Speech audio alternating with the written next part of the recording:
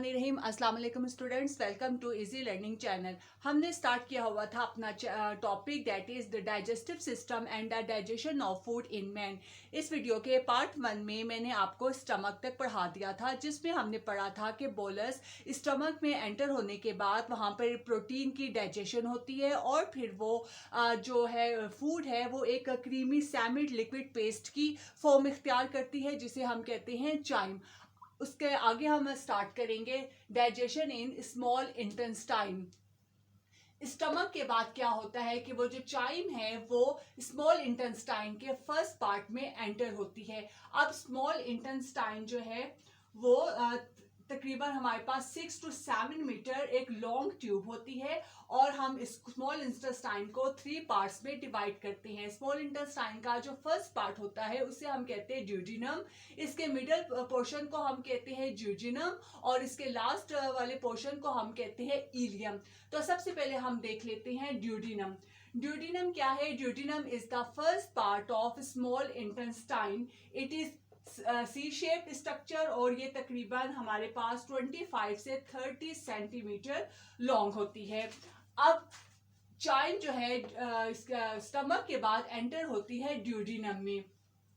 Duodenum में जो है वहाँ इसकी मजीद डाइजेशन होती है। इसमें जो है इसके ऊपर हमारे पास जो मुख्तलिफ ग्लैंड्स मौजूद होते हैं स्टमक के साथ, that is liver, gall bladder and pancreas, ये अपनी सेक्रेशन जो है प्रोड्यूस करते हैं और उसे डक के जरिए इस ड्यूडिनम में एंटर करते हैं। जैसे लीवर से निकलेगी बाइल, जो बाइल डक्ट के जरिए ड्यूडिनम के अंदर जाएगी। पैंक्रियास जो है पैंक्रियाटिक जूस बनाएगा, वो भी अपनी सेक्रेशन को जो है यहाँ ड्यूडिनम में भेजेगा। तो ड्यूडिनम में क्या होता है कि पहले चाइम एंटर होती है और उसके बाद जो है बाइल और पैंक्रियाटिक जूस ड्यूडिनम के अंदर फूड की एब्जॉर्प्शन करते हैं। अब इनकी सेक्रेशन की वजह से क्या होता है कि फूड के अंदर जो फैट्स और कार्बोहाइड्रेट्स होती हैं वो जो है डाइजेस्ट होती हैं।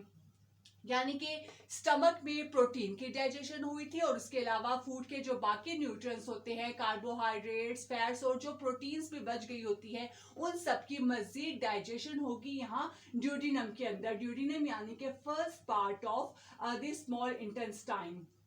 इसके अलावा इंटेस्टाइन के अपने ग्लैंड्स भी होते हैं, वो भी सेक्रेशन प्रोड्यूस करते हैं। इन तमाम एक्टिविटीज की वजह से फूड के अंदर मौजूद कार्बोहाइड्रेट्स, फैट्स और प्रोटीन की डाइजेशन होती है। उसके बाद वो जो फूड होती है एंटर होती है second part of the small intestine, that is known as ज्यूजिनम।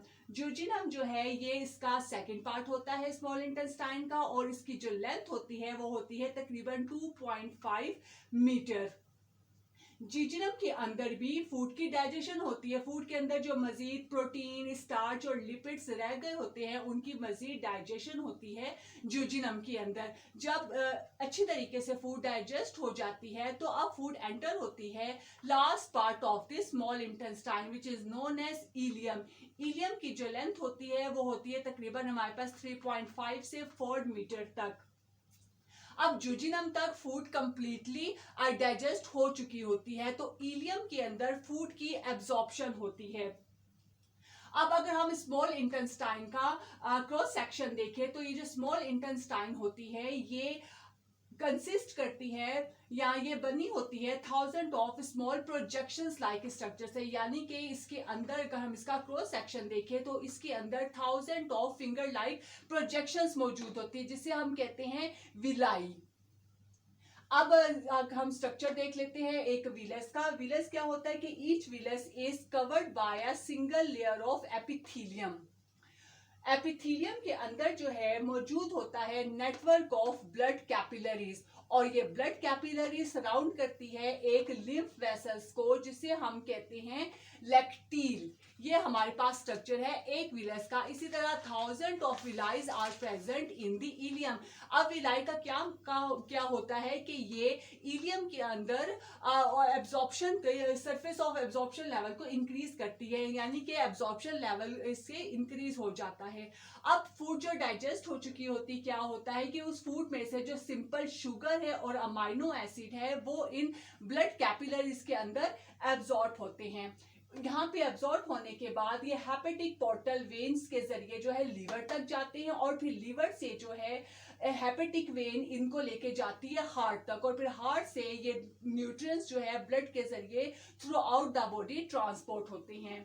और जो फूड के अंदर फैटी एसिड और कॉम्प्लेक्स प्रोटीन्स थे वो एंटर होते हैं इस लैक्टील में। लैक्टील के जरिए फिर ये लॉन्ग ब्लड वेन होती है जो कि लिम्फ डक्ट्स के साथ उसमें एब्जॉर्ब होते हैं और फिर हार्ट तक जाते हैं, फिर हार्ट के जरिए जो है पूरी बॉडी को ट्रांसपोर्ट किए जाते हैं।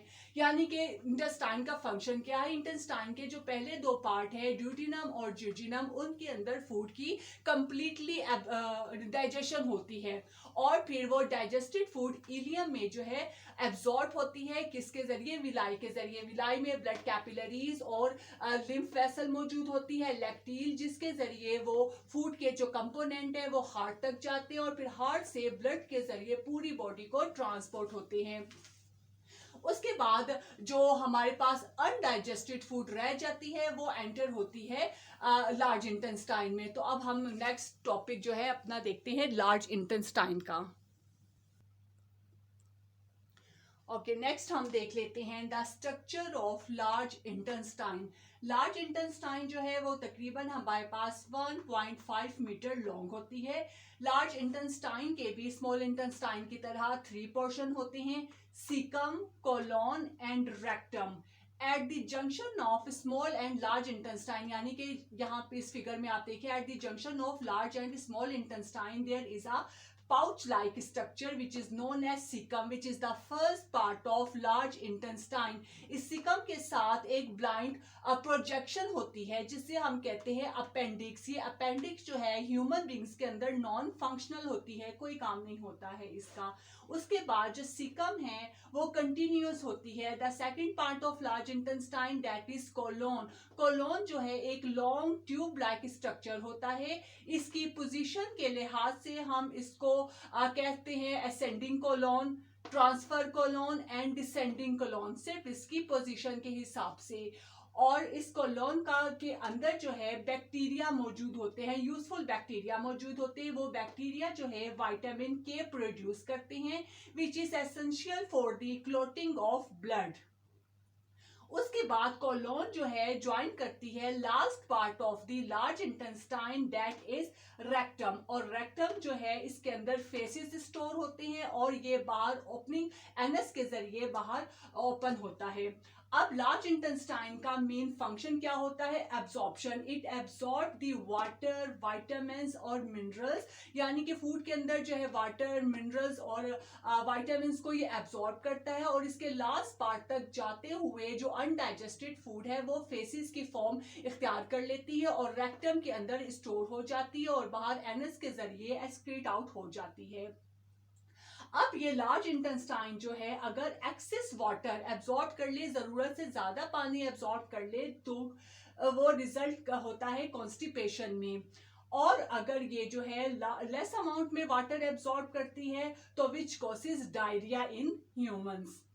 तो ये हमारे पास स्ट्रक्चर था लार्ज इंटेस्टाइन का। इसके साथ हमारी डाइजेशन ऑफ फूड का जो पार्ट है यहाँ पे फिनिश होता है, लेकिन ये टॉपिक अभी तक फिनिश नहीं हुआ है। इसके बाद हम देखेंगे कि ये जो हमारे पास डाइजेस्टिव सिस्टम में ग्लैंड्स मौजूद हैं, लीवर, गॉल ब्लैडर, पैंक्रियास, इनका क्या काम है, ये कौन सी सेक्रेशन प्रोड्यूस करते हैं और वो सेक्रेशन जो है कौन से फूड कंपोनेंट को किस तरीके से डाइजेस्ट करती है, ये मैं आपको इसके नेक्स्ट यानी थर्ड और लास्ट पार्ट में समझाऊंगी।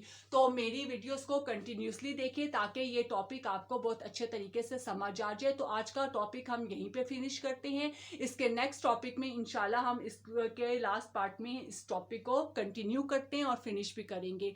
तो तब तक के लिए मुझे इजाज़त दीजिए। मेरी वीडियो पसंद आई हो तो लाइक कर दें और मेरे चैनल को सब्सक्राइब कर दें। तब तक के लिए अल्लाह हाफिज़।